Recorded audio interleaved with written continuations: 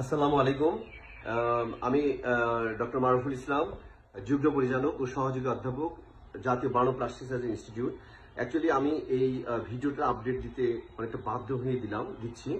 সেটা হলো যে আপনারা জানেন যে একটা মর্মান্তিক বিমান দুর্ঘটনা হয়ে অনেক বাচ্চা মাইলস্টোন স্কুলের বাচ্চারা আহত এবং নিহত হয়েছে।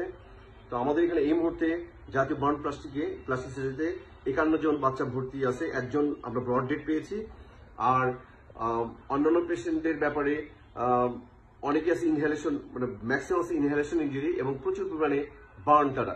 তো আমরা যেটা দেখলাম যে হাজার হাজার ইয়াং ছেলে মেয়েরা যারা রক্ত দেওয়ার জন্য আসলে উদ্গ্রীব, তারা আমাদের বাচ্চাদের রক্ত দেওয়ার জন্য আসছে। আমি তাদের অনুরোধ করব, আমাদের প্রথম ফার্স্ট 24 আওয়ার্স অর্থাৎ প্রথম একদিনের মধ্যে আমরা কোনো রক্ত কোনো পুরা রোগীকে দিই না। এই জন্য আপনারা দয়া করে কালকে সকাল 8টার পর আসবেন। আমরা নেগেটিভ ব্লাড স্যাম্পলিং করে রাখছি বা তাদের নাম্বারটা নিয়ে রাখছি।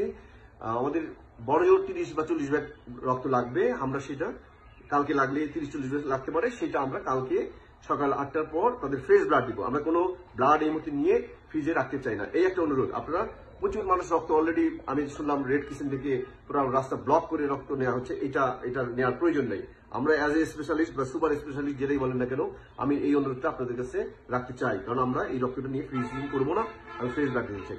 এই একটা বিষয় হলো। আর একটা বিষয় হলো যে আপনার অত্যন্ত আন্তরিকতার কারণেই আমাদের অনেক অ্যাডভাইজার স্যার ম্যাডামরা চলে আসছিলেন। মোটামুটি অ্যাডভাইজার বোর্ডের ম্যাক্সিমাম স্যার ম্যাডামরা কিন্তু তাৎক্ষণিকভাবে এসে পেশেন্ট দেখে গেছেন এবং ওই সময় অতটা ভিড় ছিল না। তারা দেখে একটা আইডিয়া নিয়ে গেছেন এবং সাংবাদিকদের তখন ব্রিফ করেছেন। কিন্তু এখন বাজে হলো কত? বিকেল 5:30। এখন বাজে হলো বিকেল পৌনে 5:37।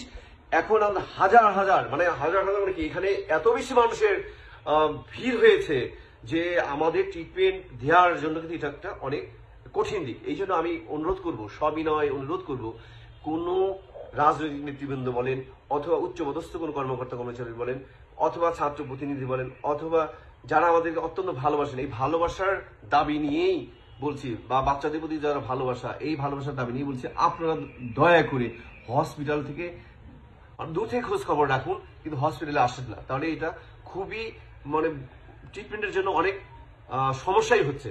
যদি একটা কথা বলি, সমস্যা হটলাইন দেওয়া আছে, ওই নাম্বারে যোগাযোগ করেন। আমরা কালেক্ট করে দিব। রক্ত লাগলে কালকে লাগবে। আপনার ডাবের পানি সরবরাহ করতে পারেন, ডাব দিতে পারেন, আর ঔষধপাতি সবকিছু আমাদের এখানে আছে অ্যাভেলেবেল। কোনো সমস্যা নেই।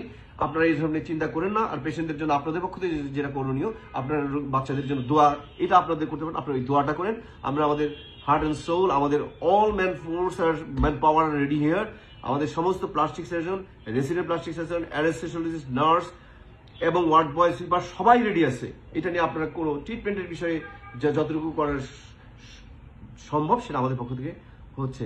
ধন্যবাদ। কেউ মনে এটা নিয়েন না যে আমি হার্ড করে কথা বলে ক্ষমা প্রার্থী। তবে আমাদের এই অনুরোধটুকু আপনারা রাখবেন এবং চিকিৎসা কাজে এভাবে সহযোগিতা করবেন বলে আশা করি। আসসালামু আলাইকুম।